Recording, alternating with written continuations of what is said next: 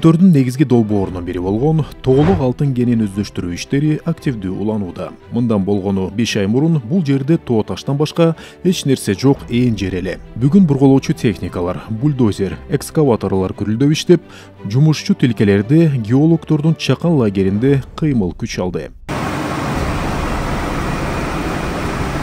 Тоголук алтын кенин иштетүү Жаңгар Таянтын чалгындоо өлкө жетекчилиги тарабынан коюлган өзгөчө тапшырмалардын бири. Бул жаңы кендерди өздөштүрүү боюнча лицензия Кумтөр Gold Company'ге 2023 жылдын 8 августунда берилген. Ишкана мөөнөттөн мурда бир айга жетпеген убакыт ичинде долбоордук документтерди бүтүрүп, 3 кошкон айылынан кенге карай 35 чакырымдык унаа жол оңдолду.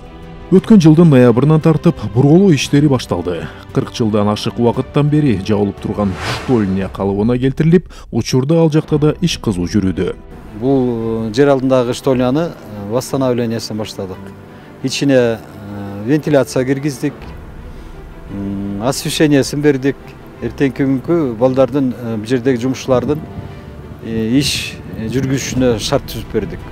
Декабрдын башынан баштап биз азыр жер алдындагы жумуштарды жүргүзүп атабыз. Жер алдынан где-то 4 тоннадай проба алабыз. Жер астындагы штольнядан тышкары тоголук кениндеги 40 тилкеде бургулоо иштерин жасап, үлгүлөрүн алуу пландалган. Учурда 22 скважинада бургулоо аяктап, 17 скважинанын үлгүсү Кумтөр кен жайына, андан ары Кара-Балта шаарына лабораториялык изилдөөгө жөнөтүлдү. Аз тоголук кенинде бургулоо иштери жүрүп атат. Аз сиздер көрүп турган бул деген буравайсыздык, бул буравай, бул керн деп аталат. Бул керни проект боюнча 350 метрге чейин көзөйбүз.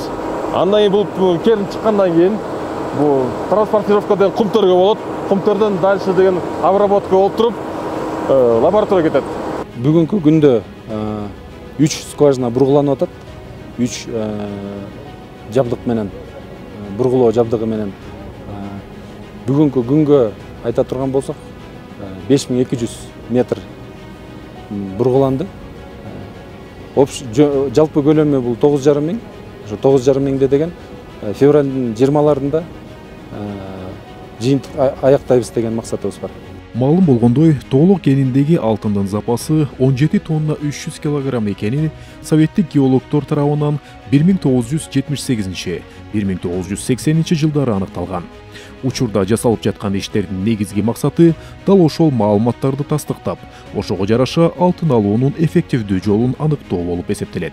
Жер алды менен же ачык карьер менен ошол техникалык, экономикалык негиздеменин негизинде аныкталат.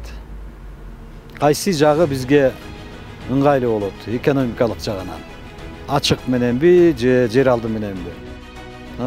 Если азыркы күндө биздин бургулоо иштери именно ушул райондун тегерегинде жүрүп атат, ошо 17 тоннаны биз аныкташыбыз керек депчи.